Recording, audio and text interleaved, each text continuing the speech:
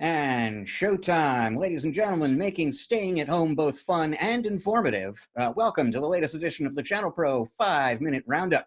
A look at news, trends, and tips for the SMB channel in 5 minutes or thereabouts. My name is Rich Freeman. I am executive editor of the ChannelPro Network. I am also one of your co-hosts on this program and working from home, like a lot of you these days. Also working from home is the other host of this fine program, Eric Simpson, a business transformation and improvement consultant for MSPs and other IT providers. Eric, how you doing this week?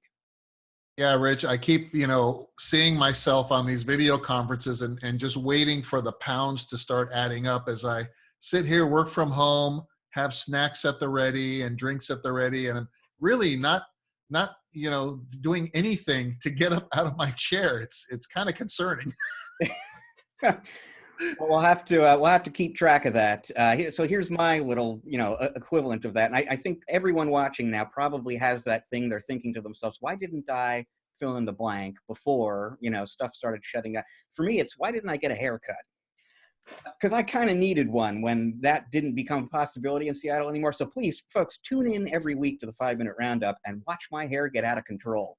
You want to hear something funny? Because I was thinking, man, should I just order one of those like barber shear things on Amazon and just just go native just one time? I'm not there yet, but man, I know what you're talking about, Rich.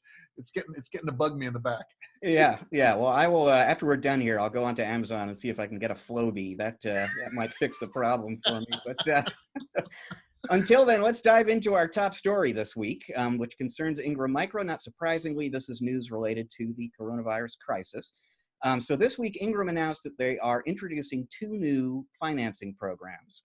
One of them is called Kickstart, and it's really kind of a label that they attach to a number of different things that they've been doing essentially for a few weeks now, sort of behind the scenes. So one thing that they've done for partners is extend credit terms from 30 days to 45.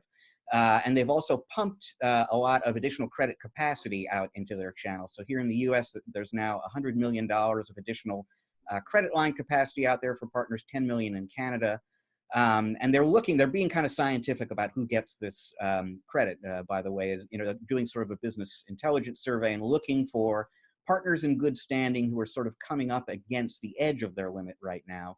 And extending credit to those folks. And then there's a brand new program that is currently scheduled to last through June 30th, although Ingram says they are absolutely open to extending it if it's still needed beyond that.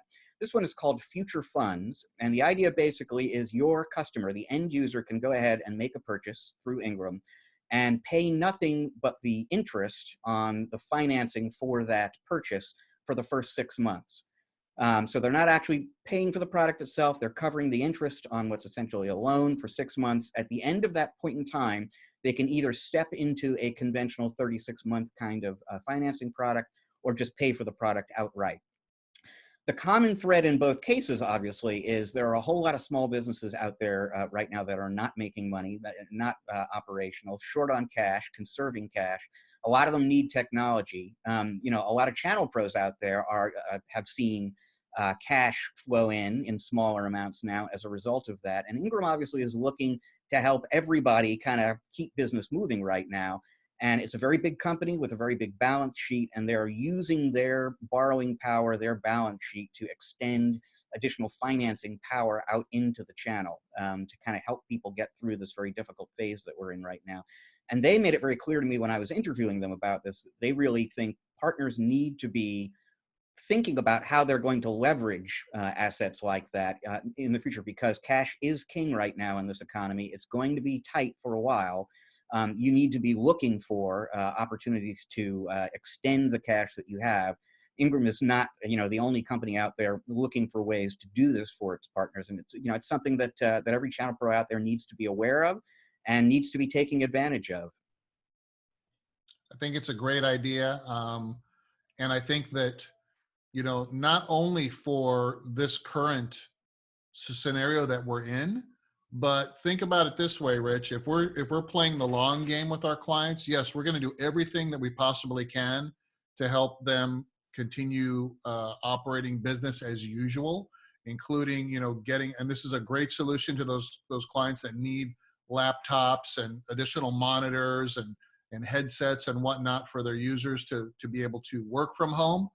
But as you were talking about it, I also started thinking about, what about afterwards? Can we also get clients to, because if we're doing our strategic technology meetings properly with our clients, we probably have some projects and things like that that need funding and budgeting and things like that, whether or not the coronavirus was here or not. Maybe these get delayed a little bit. Maybe we can start talking about that as well, and maybe do kind of a twofer. I mean, if we're past this, epidemic in say 60 days and things start getting back to normal, that's still well within a 6-month, window where we're paying interest only payments on equipment. And maybe we can pass some of that along to our clients or offer them those types of solutions where, hey, if we go through this, maybe there's a way to package that together in a way that's attractive. I'm spitballing with you now, just kind of thinking of how can we make this a win-win for clients thinking beyond the current epidemic. Are there strategies or ways that we can get clients to maybe commit to additional projects once we get back in business somehow? And there's absolutely nothing wrong with taking advantage of programs like this to do that. And I mean, really anything that, generates economic activity right now is a good thing for everyone involved, assuming it's a project the customer needs. Absolutely nothing wrong with that. Last thing I'll emphasize, because I did a story earlier this week on D&H as well. And at this point, at least, they haven't rolled out a program like Ingram did, but they are very much working with their partners right now to make sure everybody has as much credit as they need to keep business going. The key thing there, obviously, is that communication between the reseller and the distributor. In some cases, D&H is reaching out to people and talking to them about it. But I think for the folks in our audience, the key thing to remember is not even just the distributors, vendors as well. They are willing and able to do things that might not occur to you. You really need to be picking up the phone, talking to your vendors, talking to your distributors, letting them know where you're at, letting them know what you need, because they're listening right now. They really need you to be as successful as possible for their own good. So yeah, this is a great time to be in touch with the people you do business with and see how you can help each other out.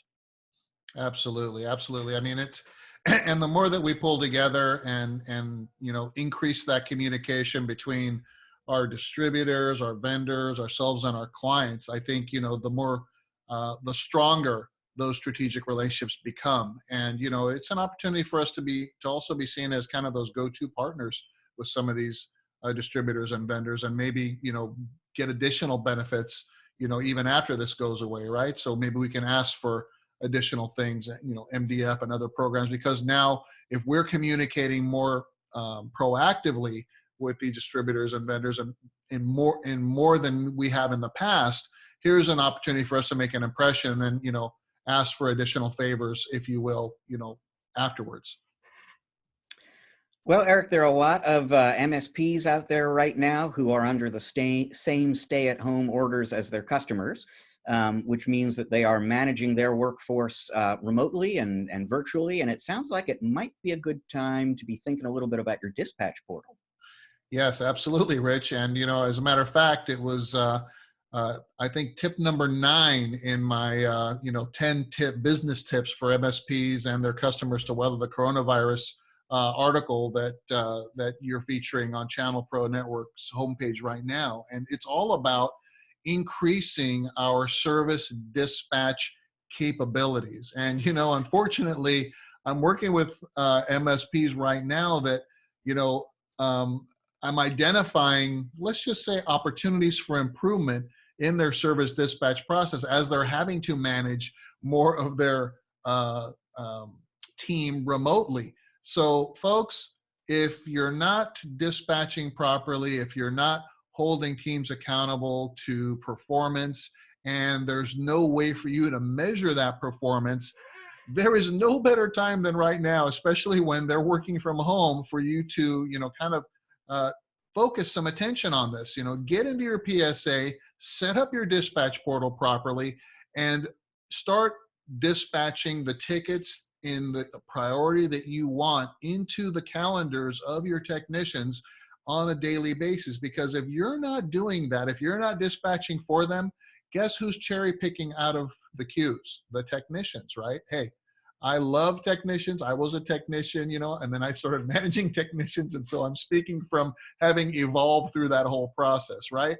We want our technicians to succeed. We want to make sure that we're meeting or exceeding SLA. Now, in this time of crisis, you may have adjusted your SLAs as I encouraged in that article that I wrote, but still you've got to get work done, and you've got to prioritize the things that are important so that you're not missing the most important SLAs.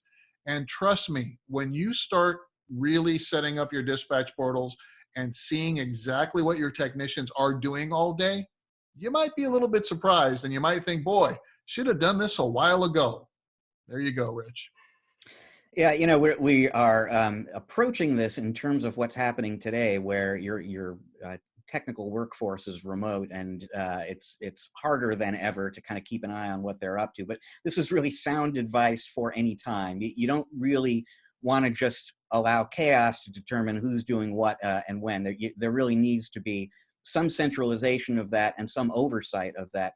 And I don't know, you might have some, insight into how big an MSP has to get before they assign somebody to really be the dispatch operator, the dispatcher who's kind of making all these decisions if it's not the business owner and so on. But there really does need to be somebody kind of thinking that through, making those decisions. It's just a bad idea.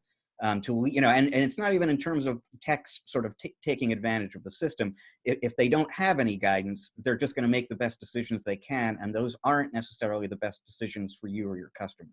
Well said, Rich. I mean, in the absence of process, people tend to do what they think is correct, and they might take their time doing it too. I mean, it may not be that they may be prioritizing things right as they're cherry picking, but man, why is it taking them so long to do these things? Sometimes you discover, oh my goodness, they need additional training, or they need additional tools or something that can help them become more successful. And as to those statistics that you asked about in terms of dispatching, number one, when you're missing SLAs, you need somebody to take charge. Okay, it's that simple. But generally, I'm thinking maybe 60 tickets a day, 70 tickets a day. If it's less than that, at least have somebody do it part-time. On the high end, because the more tickets that you get, the more dispatchers you will need over time. You may segment them out and things like that. But for my money, 100, 125 tickets a day, at the outside, maybe 150 tickets a day is probably the very limit that one dispatcher can really manage. Because remember, when we're doing this properly, Rich, the service dispatcher is responsible for the life cycle management of those tickets and making sure that we do not fall out of our SLA, and making sure that when it's time to escalate those tickets, when we've exceeded our established time for each type of ticket, they need to make sure it gets escalated out to clear room for that technician to work on another ticket. So it is a very busy, very kind of chaotic role. It's air traffic control all day, every day.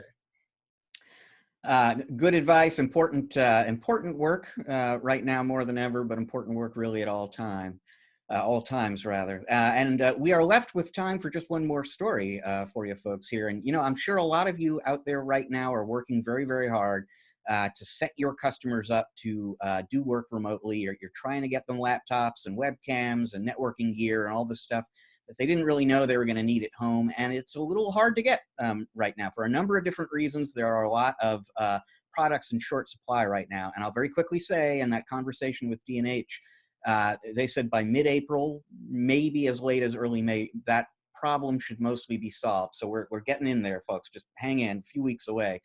But it turns out that the SMB channel here, really isn't the only folks out there dealing with supply chain issues right now.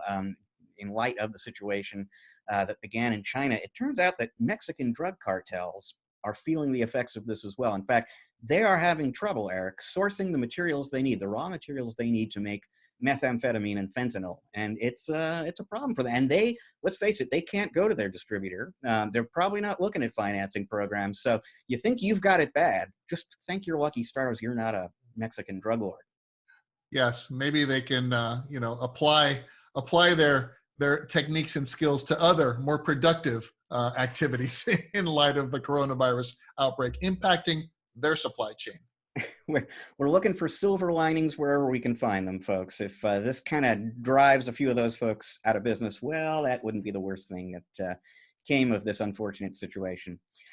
So, folks, that is all the time we've got this week on the 5-Minute Roundup. Thank you very much for joining us. If you like the show, you would like to maybe see some future episodes, take a peek at some past ones you didn't get a chance to watch, thing to do is go to the ChannelPro Network channel on YouTube and subscribe there. Make sure you click that little bell icon if you want to get notifications when the new episodes become available. To read more about these finance programs from Ingram Micro, the news from D&H I've been alluding to, and all sorts of other great information that you can use to grow your business, please go to channelpronetwork.com on a daily basis. We have got great new content for you there all the time.